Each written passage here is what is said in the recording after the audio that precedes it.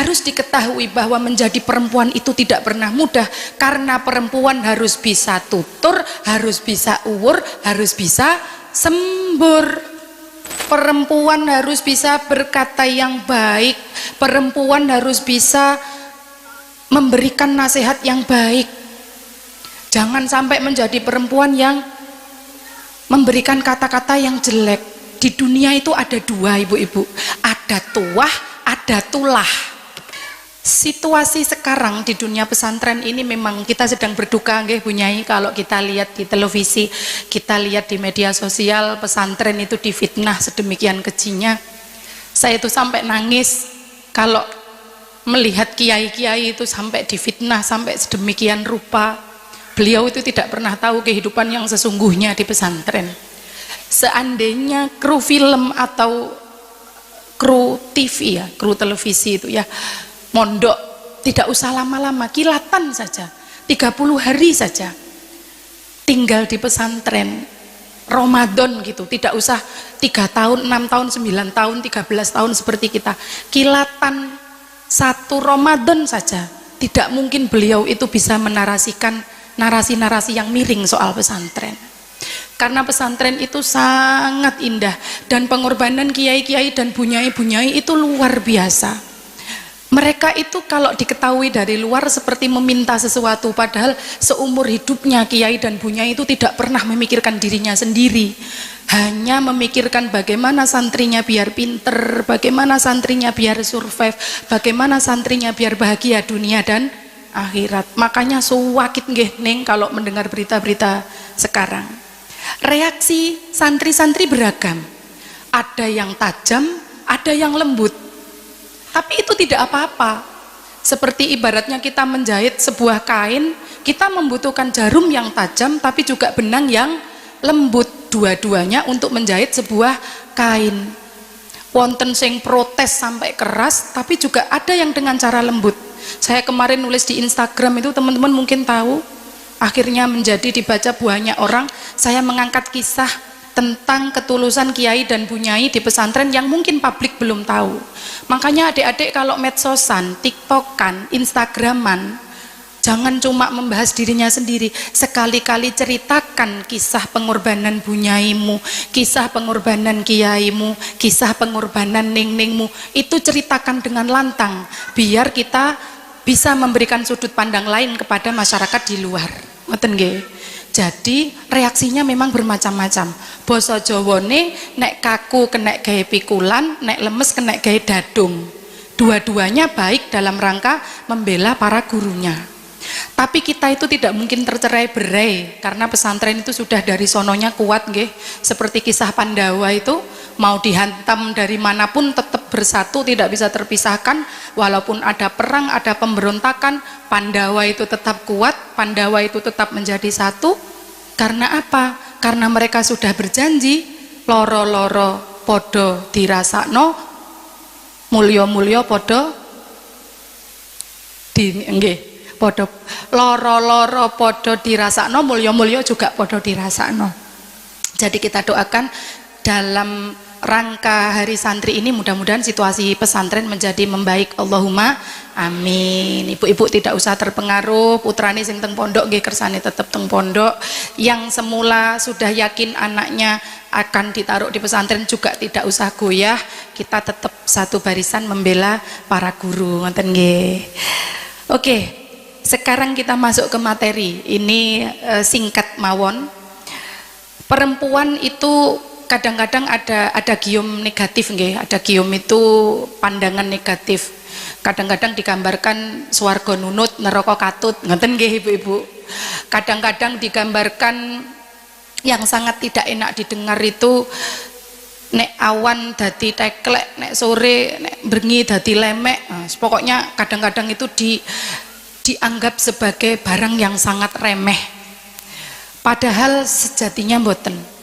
Padahal sesungguhnya perempuan itu adalah soko guru.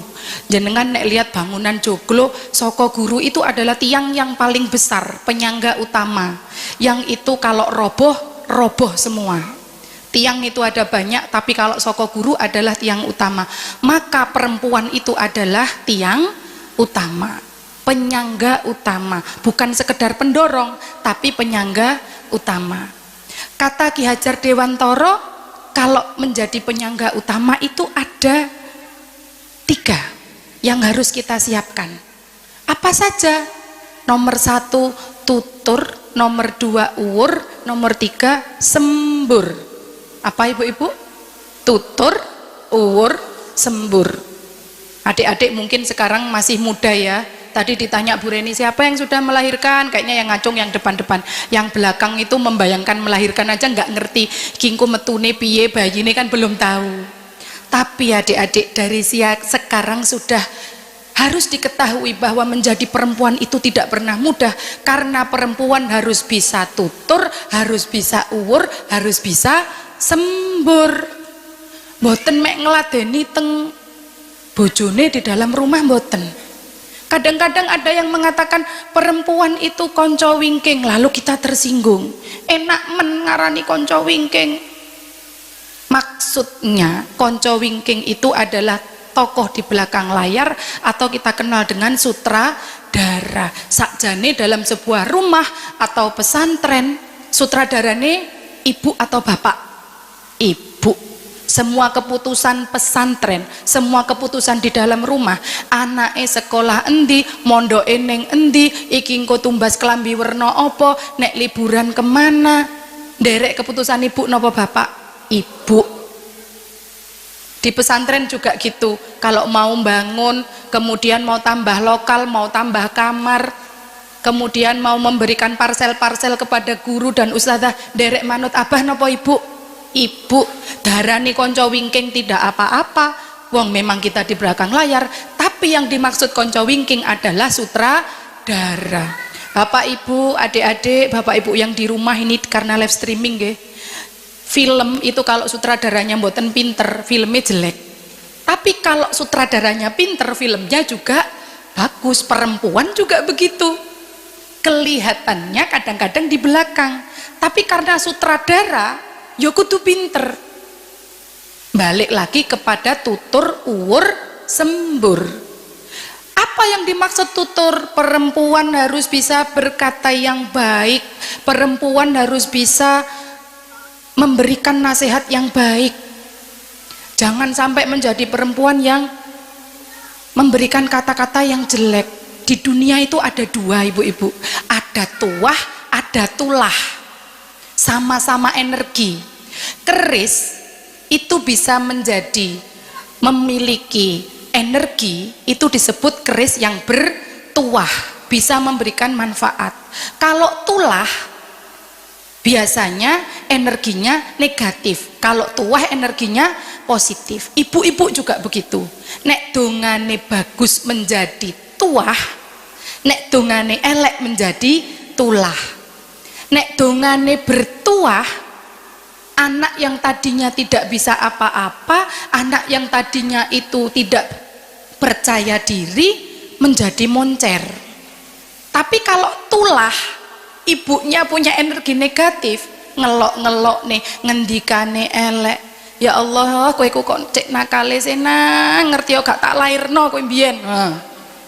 Dadi opo awakmu sok mben kok koyok ngono. Nah, itu biasanya ciri-ciri ibu yang bertuah napa bertulah? Tulah. Tiang nek kenging tulah, sakit, menderita, kena mental. Maka jangan dikira ibu-ibu itu tidak bisa melukai anaknya sendiri. Banyak, saya itu banyak Bu santri yang sakit hati dengan ibunya sendiri seumur hidupnya itu banyak. Apa yang bisa durhaka itu hanya anak? Mboten. Ibu pun bisa durhaka nek mboten menjaga kata-katanya, nyakiti hatine putrane, karena mungkin di masa muda tidak belajar pentingnya tentang tutur. Jadi dari muda kita harus paham bahwa menjadi ibu harus pinter nopo tadi? Tutur. Sekarang uwur. Uwur niku nopo? Uwur niku nguwur-nguwuri itu loh ibu-ibu nggih, memberi. Baik itu materi ataupun itu barang-barang, mencukupi semua kebutuhan, menyekolahkan, memondokkan, membiayai. Jangan hanya melahirkan mantun ngoten dititip nombae. Mentang-mentang anak adalah titipan, dititipkan kembali. Nggih. Tapi harus bisa uwur, nyukupi semua kebutuhan anak. Nomor 1 tadi apa? Tutur. Nomor 2 uwur. Nomor 3 sembur. Sembur itu adalah doa. Nah, disinilah pentingnya anak ditaruh di pesantren. Soalnya kadang-kadang kita sebagai orang tua tidak bisa mendoakan anak sendiri. Yo saged, tapi sering nesune napa sering dongane ibu-ibu? Nesu. Nek pun nesu igit-igit gregeten. Nek bunyai kan boten. Doanya untuk santri pasti bagus. Disitulah orang tua memondokkan anak. Tapi itu pun kita semua tetap harus belajar tentang sembur tadi, bagaimana caranya mendoakan yang baik-baik, bagaimana caranya mendoakan yang indah-indah untuk anak-anak, bagaimana caranya memberikan motivasi untuk anak-anak. Ngoten nggih? Ada berapa tadi ibu-ibu? Ada 3, tutur, uwur, sembur. Kemudian Ki Hajar Dewantara juga mengajarkan kepada kita ada 4 hal. Ini juga bagus sebagai bekal. Ngaten nggih. Apa saja? Nomor 1 adalah ngandel, nomor 2 adalah kendel, nomor 3 adalah bandel, nomor 4 adalah kandel.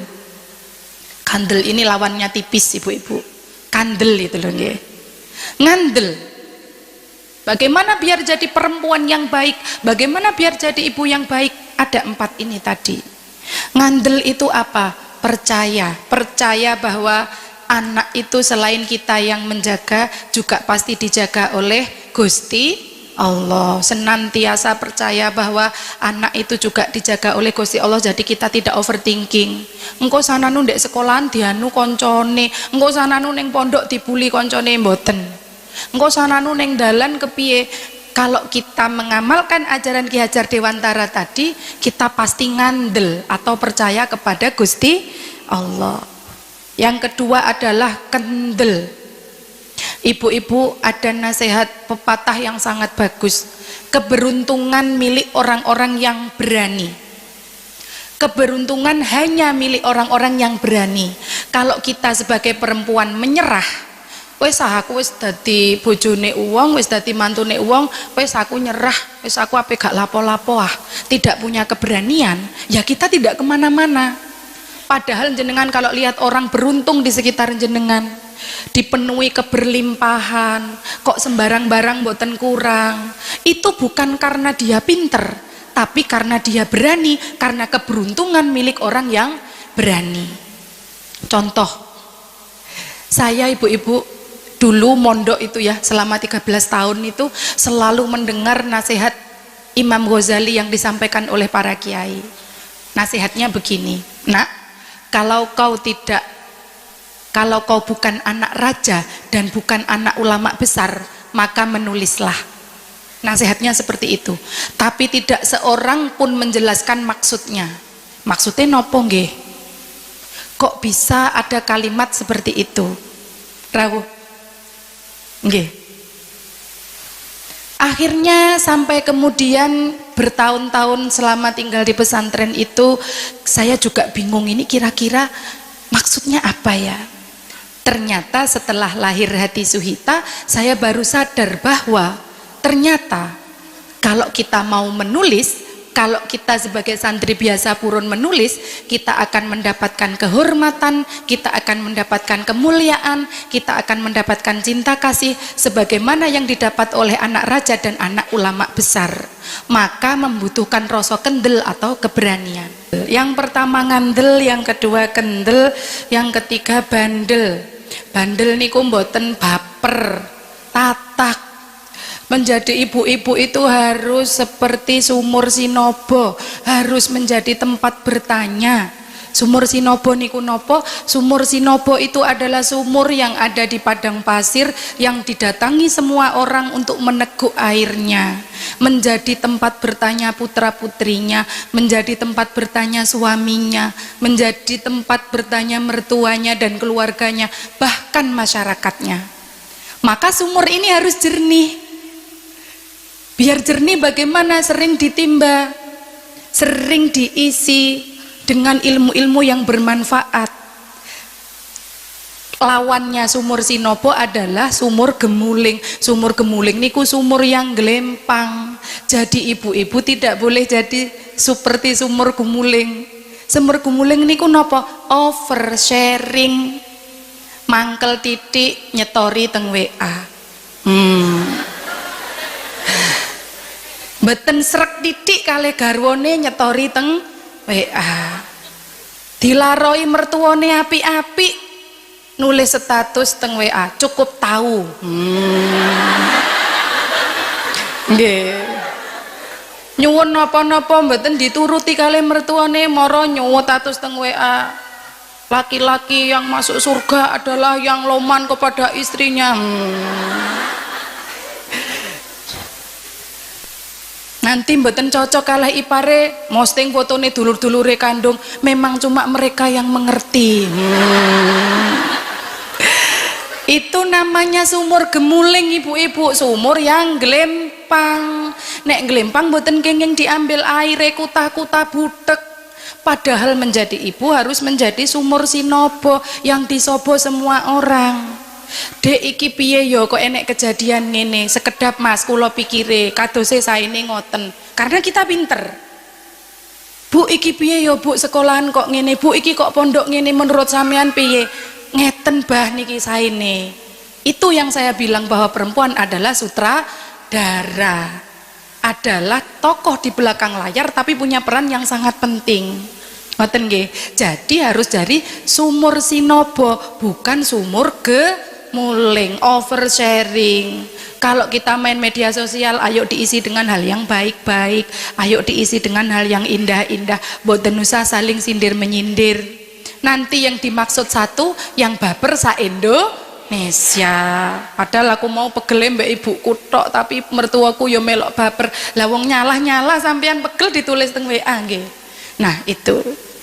Selanjutnya adalah kandel. Jadi nomor satu tadi ngandel, kemudian kendel, kemudian bandel atau tatak atau tidak oversharing. Selanjutnya adalah kandel.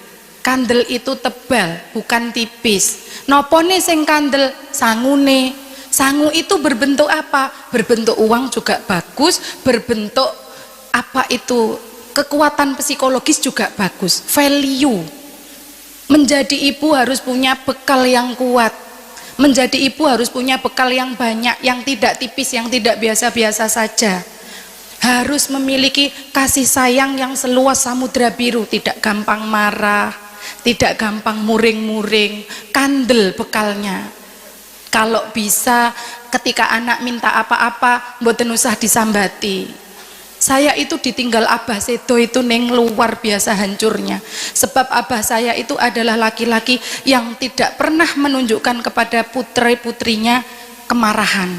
Beliau itu tidak pernah melukai hati putra-putrinya sama sekali, bahkan sangat menghormati putra-putrinya. Nek ngendikan kepada anaknya, terutama anaknya yang perempuan, nguati-ngati sangat. Bahkan abah saya itu orang yang walaupun keadaannya sedang tidak punya uang, kalau sudah anaknya itu minta berkaitan dengan pesantren dan pendidikan, pasti langsung diberikan entah bagaimana caranya. Lek awak dewe mboten. Mama minta uang 10.000, gimana jawabannya? Duh, Bu iki gak duwe, sampean gak ngerti saiki perdagangan bagaimana itu. Nah, maka menjadi orang tua harus kandel tadi. Bagaimana biar kandel? Menjadi perempuan yang mandiri.